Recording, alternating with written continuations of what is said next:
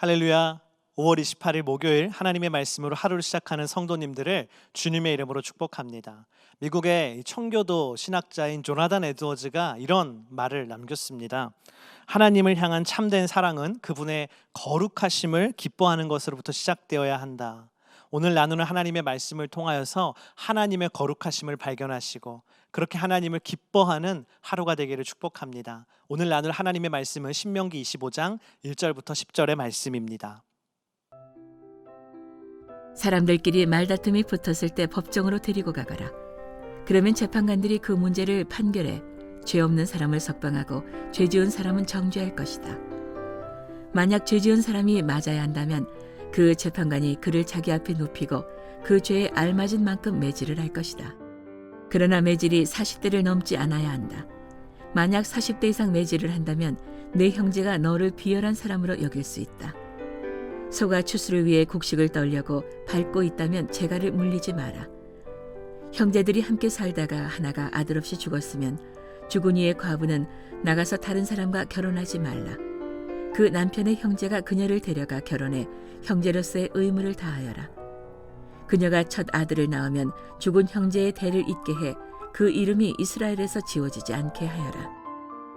그러나 만약 한 남자가 자기 형제의 아내와 결혼하고 싶어 하지 않으면 과부가 된 그 형제의 아내는 성문에 있는 장로들에게 가서 말하여라.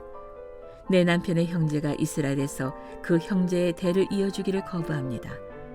그는 내게 형제의 의무를 다하려고 하지 않습니다. 그러면 그 성 장로들이 그를 불러 말하라.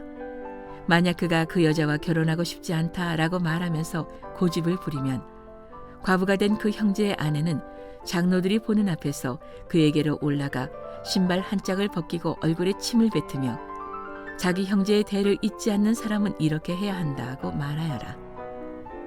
그 사람은 대대로 이스라엘에서 신발이 벗겨진 가문으로 알려질 것이다. 오늘 1절 말씀에 이렇게 기록되어 있습니다. 사람들끼리 말싸움이 붙었을 때 법정으로 데리고 가거라. 그러면 재판관들이 그 문제를 판결해 죄 없는 사람은 석방하고 죄 지은 사람은 정죄할 것이다. 오늘 말씀에 말싸움이 붙었을 때라고 하는데요. 이것은 시비와 다툼의 상황을 의미합니다. 오늘날로 치면은 이 법적 분쟁을 의미한다고 할 수 있습니다. 이때에 하나님께서는 재판장에게 가서 재판과 판결을 받으라고 말씀하셨어요. 앞에 다른 율법의 말씀에서도 기록된 것처럼 이 재판은 굉장히 엄격한 재판이죠. 이때 당시에 재판관은 뇌물을 받거나 자신의 사사로운 감정을 하나님 앞에서 이입하여서 판결할 수가 없었습니다. 그리고 또 범죄에 대해서는 반드시 여러 명의 증인들을 요구하고 있죠. 이스라엘의 재판은 매우 엄격하고 공정한 재판이라는 것을 우리는 알 수 있습니다. 그러므로 하나님께서는 그러한 엄격한 재판을 통해서 죄가 없는 이에게는 무죄 판결을 내리고 죄가 있는 이에게는 유죄 판결을 내리라고 말씀하고 계신 것입니다. 그러면 어떤 은혜가 있겠습니까? 바로 억울한 자가 없는 것이죠. 이 말씀 가운데 여러분 발견할 수 있는 하나님은 어떤 분이십니까? 그분은 억울한 자를 보호하시는 정의와 공의의 하나님이신 줄을 믿습니다. 여러분 억울한 일이 있으십니까? 하나님은 오늘 말씀처럼 공의와 정의의 하나님이십니다. 그 공의와 정의의 하나님이 반드시 그분의 공의와 정의를 실현한다는 것을 기억하십시오. 그 모든 공의와 정의가 실현된 날은 언제입니까? 바로 하나님의 나라가 완성되는 종말의 때인 것이죠. 여러분 또 나 때문에 억울한 사람이 혹시 있습니까? 그렇다면 반드시 오늘 그 억울함을 풀어주세요. 하나님은 정의의 하나님이시기 때문입니다. 오늘 2절 3절의 말씀입니다. 만약 죄 지은 사람이 맞아야 한다면 그 재판관이 그를 자기 앞에 눕히고 그 죄에 알맞은 만큼 매질을 할 것이다. 그러나 매질이 40대를 넘지 않아야 한다. 만약 40대 이상 매질을 한다면 내 형제가 너를 비열한 사람으로 여길 수 있다. 판결에 의해서 유죄 선고를 받은 이에게는 합당한 형벌이 내려집니다. 근데 그 형벌 가운데 굉장히 무서운 형벌이 무엇입니까? 바로 태형이죠. 매를 맞는 것입니다. 근데 하나님께서는요, 그 매를 맞는 태형을 내릴 때도 40대를 넘어서는 안 된다라고 오늘 말씀하고 계세요. 왜냐하면 40대가 넘어가면 그 매를 맞는 이의 건강에 심각한 이상이 생길 수도 있기 때문이죠. 또한 무엇보다도 그 죄를 당하는, 그 매를 맞는 죄인이 인격적인 멸시를 당할 수 있기 때문이었습니다. 그래서 고린도후서 11장 24절에서도 사도 바울이 무엇을 간증합니까? 내가 복음을 전하다 유대인들에게 붙잡혀서 태형을 당할 때 40의 하나 감한 매를 5번이나 맞았다라고 합니다. 왜 40의 하나 감한 매입니까? 태형할 때 세죠, 매를 한 대, 두 대. 근데 실수로 이것을 까먹고 한 대, 두 대 틀릴 수 있기 때문에 안전하게 율법을 지키기 위해서 유대인들은 40대가 아니라 39대를 맥시멈으로 해서 그들 가운데 실행을 했던 것입니다. 여러분, 이 말씀 가운데 계시된 하나님은 어떤 분이십니까? 그분은 죄인일지라도 긍휼히 여기시는 사랑의 하나님이십니다. 그가 비록 죄를 지었지만 그 또한 지켜주시고자 하시는 것이죠. 여러분, 하나님의 긍휼의 사랑을 입은 죄인이 바로 저와 여러분, 나라는 사실을 우리는 기억하게 되기를 축복합니다. 우리도 죄인이지만 하나님의 긍휼한 사랑을 입어서 오늘 십자가의 구속을 받은 줄을 믿습니다. 그러므로 우리도 긍휼의 사랑을 입은 사람으로서 그 긍휼의 사랑을 베푸는 사람이 되기를 축복합니다. 저는 오늘 말씀을 묵상하면서 이런 말이 떠올랐어요. 순우리말 중에 애긍이 여기다라는 말이 있습니다. 애긍이 여기다. 무슨 뜻이냐면 불쌍하고 가엾게 여기는 것이죠. 오늘 하나님께서 우리에게 이 애긍이 여기는 마음 주시기를 축복합니다. 여러분, 아내는 남편을 애긍이 여기고 남편은 아내를 애긍이 여기는 것이죠. 자녀는 부모를, 부모는 자녀를 애긍이 여기는 것이죠. 리더는 팔로워를, 팔로워는 리더를 애긍이 여기는 것이죠. 그때에 그 공동체가 하나님의 긍휼이 있는 사랑의 공동체가 될 줄을 믿습니다. 또 오늘 4절에 이런 말씀이 있습니다. 소가 추수를 위해 곡식을 떨려고 밟고 있다면 재갈을 물리지 마라. 오늘 말씀 가운데 갑자기 소가 등장합니다. 하나님이 소에 대한 이야기를 하세요. 소가 곡식을 타작할 때 곡식을 이렇게 빻고 있는 것이죠. 그때에 눈앞에 있는 곡식을 얼마나 먹고 싶겠어요. 내가 빻는 곡식 내가 먹고 싶은 것이죠. 그러나 주인은요, 그게 아깝습니다. 곡식이 아까운데 이 소가 먹어버리면 아깝고 또 이 곡식을 먹느라 소가 열심히 일하지 않을 수도 있죠. 그래서 어떤 생각을 합니까? 소의 입에 재갈을 씌워야겠다. 망을 씌워서 곡식을 먹지도 못하고 열심히 일만 하도록 내가 해야겠다. 그런 생각을 할 수 있죠. 그러나 하나님은 뭐라고 하세요? 소의 입에, 곡식을 떠는 소의 입에 재갈을 물리지 말아라 말씀하셨어요. 여기에는 두 가지 메시지가 있습니다. 첫 번째는요, 피조물을 아끼시는 하나님의 사랑입니다. 창조주 하나님은 피조물을 아끼시는 것이죠. 동물뿐만 아니라 아주 우리가 작게 여기는 피조물일지라도 하나님은 그것을 아끼고 돌보시는 분이심을 기억하십시오.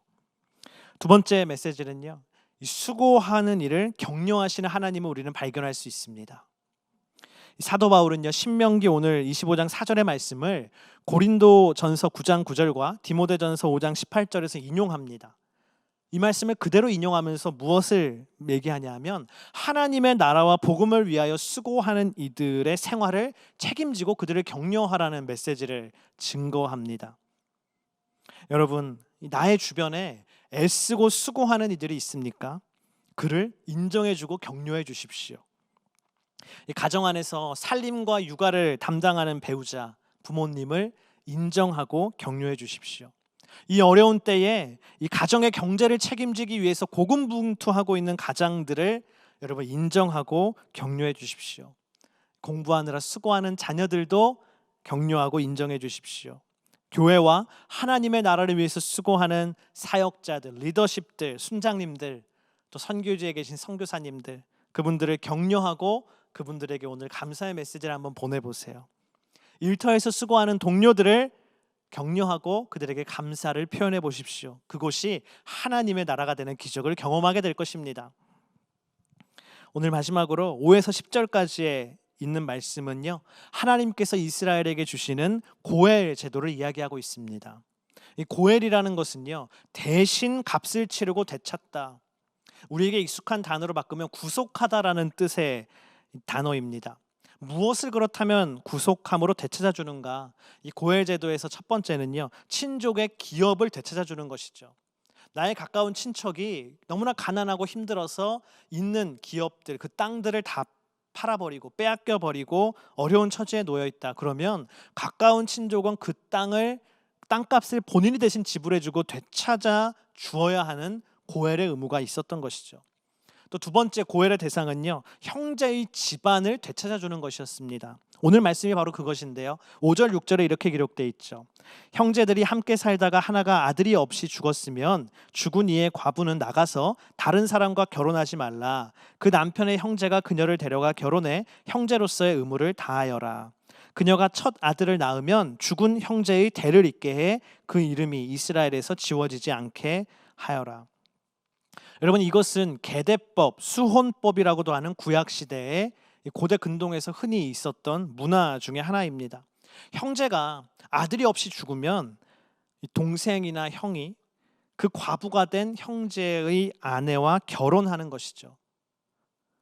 지금도 그러하지만 당시에 이 남편을 잃은 이 과부들은, 여인들은 사회적 약자 중의 약자였습니다. 고아와 동일한 약자로 취급되었습니다. 그래서 룻기에도 보면 남편을 잃은 나오미와 룻이 너무나 경제적으로 어려워서 남의 밭에 가서 떨어진 이삭을 주워서 먹고 사는 장면을 발견할 수 있죠. 그래서 하나님께서는 이러한 계대 결혼 제도를 통해서 사회적 약자인 과부를 보호하신 것입니다. 또한 이 결혼을 통해서 아들을 낳아 그 아들이 아버지의 대를 잇게 하고 당연히 그 집안의 대대로 내려오는 유업, 땅을 물려받게 했습니다.